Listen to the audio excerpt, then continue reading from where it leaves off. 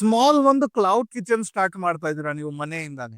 So ಯಾವ products, ಯಾವ food items ನೀವು ಸೆಲೆಕ್ಟ್ ಮಾಡಿದ್ರೆ ನಿಮ್ಗೆ ಸೇಲ್ ಜಾಸ್ತಿ ಬರ್ಬೋದು, ಹೇಗ್ ಗ್ರೋ ಮಾಡಬೇಕು ಅದೆಲ್ಲ ಈ ವಿಡಿಯೋ ಅಲ್ಲಿ ಹೇಳ್ತೀನಿ. ಸೊ ವಿಡಿಯೋಗೆಲ್ಲೂ ಸ್ಕಿಪ್ ಮಾಡಬೇಡಿ ಎಂಡ್ ವರ್ಗುನು. ಅದಕ್ಕಿಂತ ಮುಂಚೆ ನೀವೇನಾದ್ರೂ ಸ್ವಿಗ್ಗಿ ಝೊಮ್ಯಾಟೊ ಅಲ್ಲಿ ರಿಜಿಸ್ಟ್ರೇಷನ್ ಮಾಡ್ಬೇಕಂದ್ರು ನಾನು ನಂಬರ್ ಕೊಟ್ಟಿದ್ದೀನಿ, ಅಲ್ಲಿ ಕಾಲ್ ಮಾಡಿ ನೀವು ರಿಜಿಸ್ಟ್ರೇಷನ್ಸ್ ಮಾಡಬಹುದು. ಸೊ ಮೆನ್ಯೂ ಡಿಸೈಡ್ ಮಾಡೋದು 4 ರೂಲ್ಸ್ ಹೇಳ್ತೀನಿ ನಾನು. ಅದು ನೆನಪಿಟ್ಕೊಳ್ಳಿ, ಬರ್ದಿಟ್ಕೊಳ್ಳಿ ಒಂದು ಪೇಪರ್ ಅಲ್ಲಿ. ಸೊ ಫಸ್ಟ್ ಪಾಯಿಂಟ್, ನೀವು ಮೆನ್ಯೂ ಡಿಸೈಡ್ ಮಾಡೋ ಟೈಮ್ ಅಲ್ಲಿ ಸಿಂಪಲ್ ಆಗಿ ಇಗ್ಬೇಕು ನಿಮ್ದು ಮೆನ್ಯೂ. 5ರಿಂದ 7, 8 ಸಾಕು.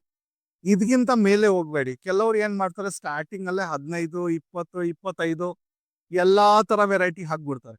ಅದ್ರಲ್ಲಿ ಏನಾಗತ್ತೆ, ನಿಮ್ಗೆ ಫಸ್ಟೇ ಸ್ವಿಗ್ಗಿ ಝೊಮ್ಯಾಟೊ ಅಲ್ಲಿ ಹೇಗ್ ಬಿಸ್ನೆಸ್ ಮಾಡಬೇಕು ಅದು ಗೊತ್ತಿರಲ್ಲ. ಅದ್ರಲ್ಲಿ ಜಾಸ್ತಿ ಐಟಮ್ಸ್, ಜಾಸ್ತಿ ಮೆನ್ಯೂ ಪ್ರಾಡಕ್ಟ್ ಐಟಮ್ಸ್ ಇಕ್ಕೊಂಡ್ರೆ ಆ ಟೈಮಲ್ಲಿ ಕನ್ಫ್ಯೂಷನ್ಸ್ ಹಾಕೋದು ಜಾಸ್ತಿ.